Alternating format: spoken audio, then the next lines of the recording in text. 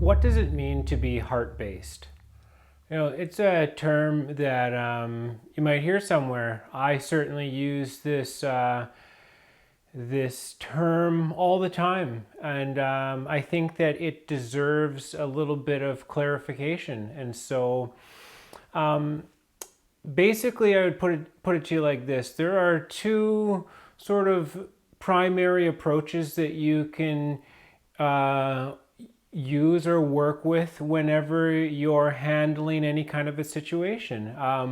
Life presents you with many different situations, and so you have to choose how you are going to conduct yourself for with what life gives you. And so, or just like just your approach to how you handle anything, whether it's just everything that goes on. And so yeah, but it's very much to do with the way that you relate to things, how you yeah how you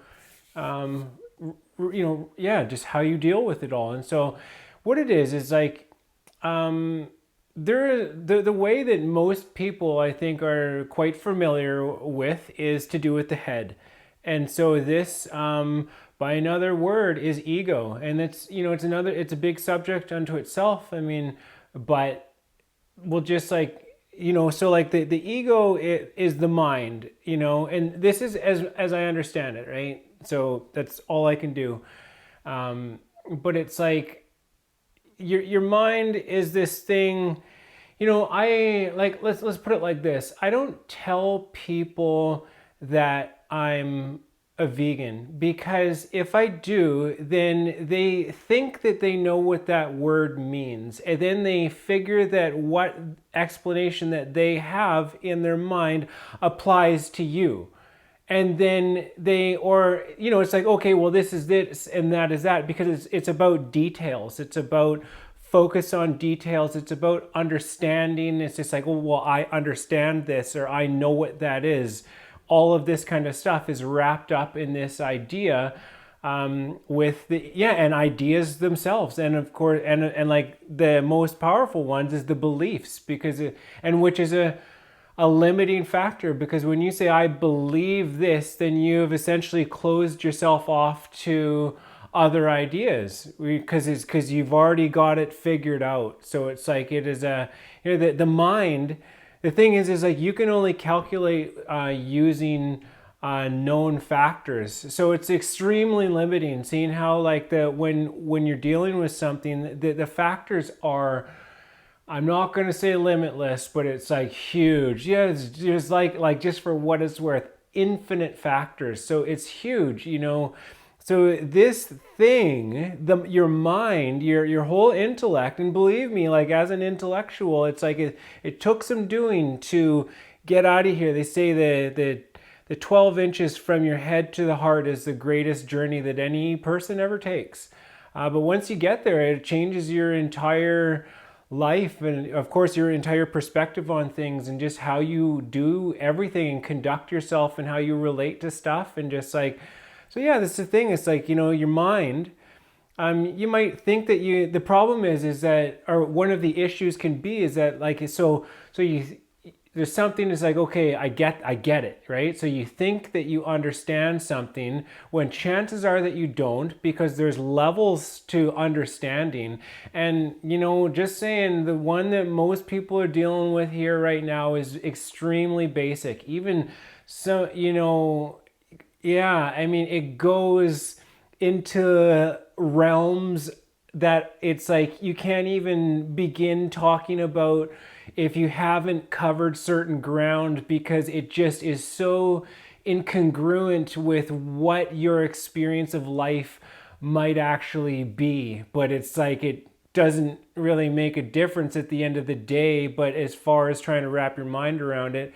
And so it's like, yeah, it's a thing. So it's like, and the problem is, it's like, oh, okay, so I understand that, and then you file it in your mind, because it's like a filing system under understood, and then you don't have anything else to learn. And then so it's like, yeah, it's a very closed it's a very limited system, but I mean, it's a beautiful thing. The mind is such a beautiful, powerful thing, but you can get lost in it. You can not really realize that there is something else. There is another energy center. That there is another way of approaching issues that has other qualities and characteristics to it, and that's of course the heart.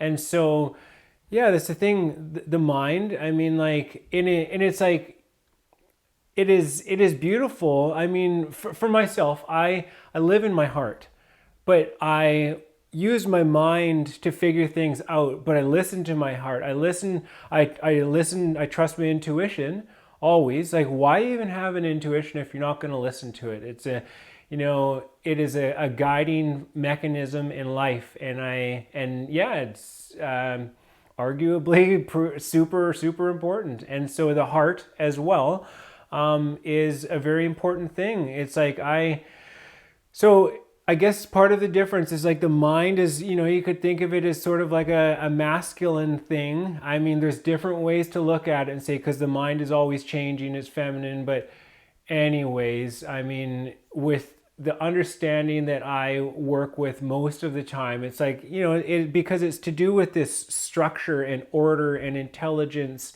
These things are very much, as I understand it, associated with the masculine energy. And so you have what is it? Yeah, and it's like, and it's beautiful, because it has this ability to figure things out, which is great. But one of the issues with it is that it's like a calculation, and so many things in life are beyond mere calculation. It's a thing. It's like in the mind, all things are equal. It's like, well, because this, and this, and it's just there's no heart, and so therefore you can intelligibly reason all kinds of like kind of twisted things using your mind. This is the issue with the mind. The mind is good in theory, but in practice, the heart. I mean, the mind is a thing to work with. It is super powerful, but with great power comes great responsibility, and you have to be careful that you don't get lost in it. And unfortunately, most people are not trained even that, like, what this thing is and the ego and why it exists. It's the divine ego. One of the ways to relate to it is like, so if there's something that it's like, you might be like, oh, well, yeah, no, I can't do that, no, it's too difficult, and it's like, or like segregative, all those ideas, that's the negative ego, and that's like associated with the feminine. And it's not that feminism is anything negative, but it's like yeah, certain qualities anyways. It's not like there is no good and bad. That's just, that whole idea has to just disappear so that we can have an adult conversation here. And so and then when you have thoughts, you'd be like, yeah, we can do this, about possibility, about working together, about cooperation, and like taking everything into account at the same time. Not just about yourself. It's about yeah, about the bigger picture. That's the positive ego. But you don't need to do either. You don't have to have positive or negative sentiments about things. I mean, it is, as you might guess, it's kind of, it seems like it's fairly decent to, or yeah, I mean, it's more better to have a positive outlook, to look on the bright side, because it's like, with the things that happen in life as you go through it, it's like the the meaning that you give to, say, an event that takes place in your life is what you take away from it, and it colors it. If you break up with somebody, and then you're really negative about it, be like, that wasn't supposed to happen, this was a waste of my time, and so da da da da da da. And then, like, it, like, let's just say, like, imagine that something within you influences this experience that you're having, like it's a dream kind of deal, right? And so yeah, I mean, it's, yeah, it can be very, it can be very, yeah, it's, but if you remain in a positive state, um, then you can, that is the meaning that you get. Be like, okay, well, clearly it wasn't working. I mean, anything that is supposed to happen, you can't stop. And it's not supposed to happen. You can't make it happen, right? I mean, like, there's sort of an intelligence going on in the world. So, yeah, I mean, yeah, the ego is this thing, right? I mean, and it's like, it's great, but it's not a way to lead your life. It's not a thing to listen to. You know, you're trying to choose a career. You're not like, oh, well, da da da da da. You're looking at all these factors and stuff like that. And it's just like, it's sorry, but that's not it. It's more like listen to your heart. You know, what is in your heart? Your heart is connected very much with, say, like your higher self, or like, you know, your soul, who you are on a very deep level, like the deepest level. You know, not this thing which is just kind of a lot of what you learned, and like what you've experienced and been taught and all that kind of stuff and been exposed to, and then therefore you know, it's this thing. But then you have, you know, so it's like, what are you going to do for work? Well, it's like, you know, money is not an issue. It's like, what would you do for free? You know, what would you do regardless? You know, I personally, I would make music, and I would write, and I would philosophize, and I would make videos if that was like a thing. I mean, it is right now.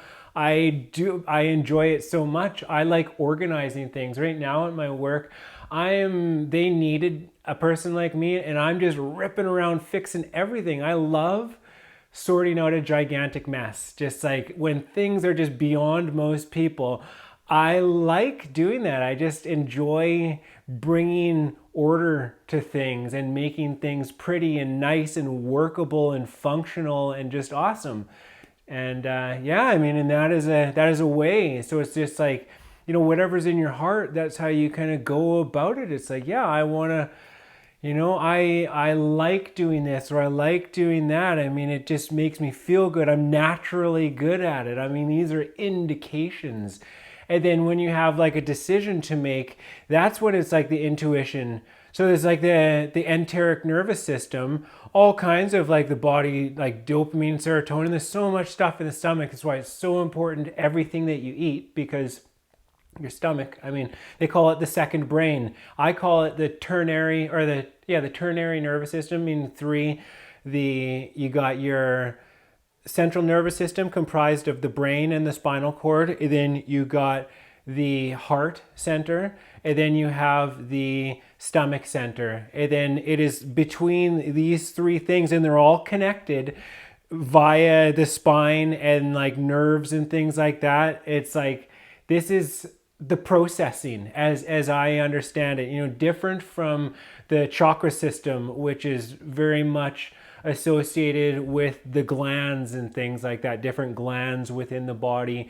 And then that's another thing about how you relate to stuff. But this is more like processing information and figuring things out, finding it, you know, discovery and just, yeah, that kind of stuff. And so anyways, the heart is about surrender. It's like, stop trying to figure everything out. Stop trying to understand everything. You will know what you need to know when you need to know it, not 1 second before, not 1 second after. That is abundance. Like, why would you want to know stuff ahead of time? But if you're just tapped in, it's sufficient. So like, I have stopped with YouTube videos. I no longer write transcripts. No, because it's like, this is the mind saying, oh, I have to do it like this, and I have to make sure, then I got to remember all so that I don't forget anything. And by that token, you're saying that the heart isn't enough. It's not enough to just come from the heart. And I am done with that understanding. I am I walk, I speak, you know, sometimes you don't always like put your money where your mouth is, but I do now. It's like, it's important. So this is surrender. You trust what the universe brings you, and you listen, eyes open, ears open, and you act as is necessary. You listen to the feelings that you have about stuff. You don't discard anything, you don't shun anything. You take it all on board, and you work with that, and you still use your mind to figure things out, but you don't live there. You don't do it all with this. And so yeah, that's the thing. Like, so yeah, the heart is about acceptance, about surrender. I think that there's something to do with trust in there. I just like following my heart, just like speaking from my heart. It's like, yeah, it's just about, it's about letting go.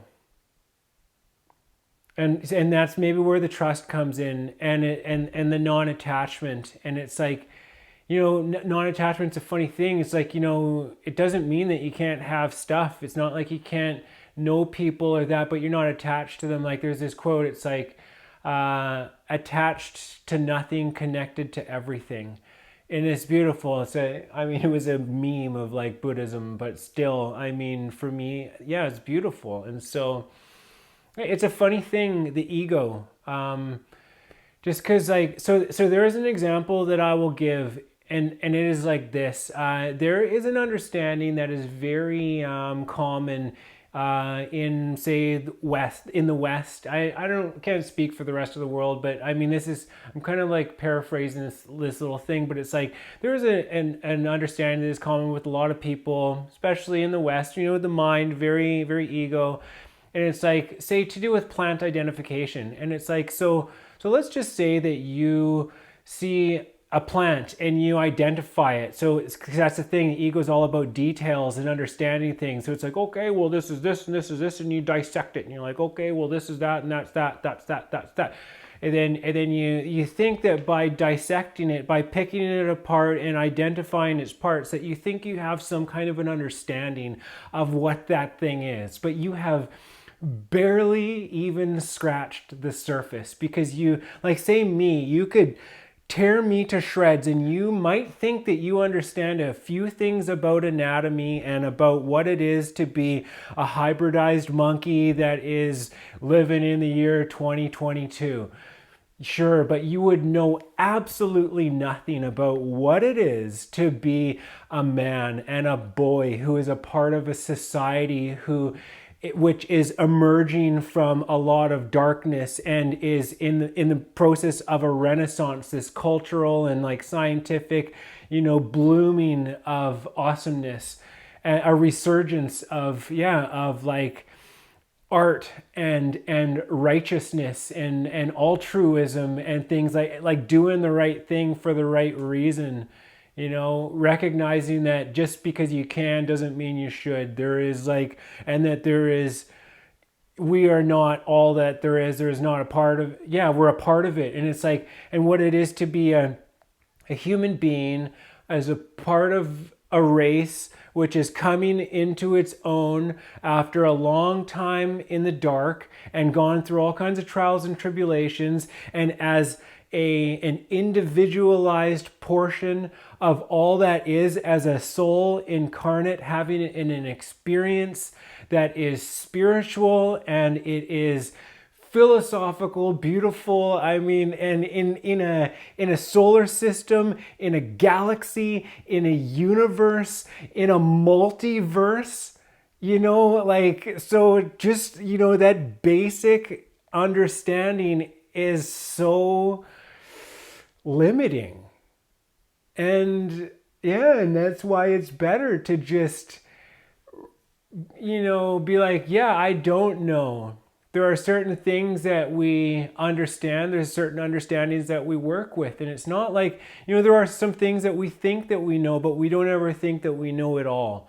We always, remain open and humble. Like, that's part of it too, is like, something that Jordan Peterson said is like, evil is the energy of like, say, like that thinks it has it all figured out.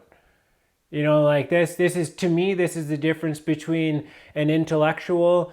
And an intellectual to me is a person who lives in a sort of a perpetual state of seeking higher knowledge, always challenging and questioning all of your beliefs and your entire understanding, because I would rather know that I was wrong, and then, or that the understanding that I had was wrong, because the truth lives outside of me. It's not me.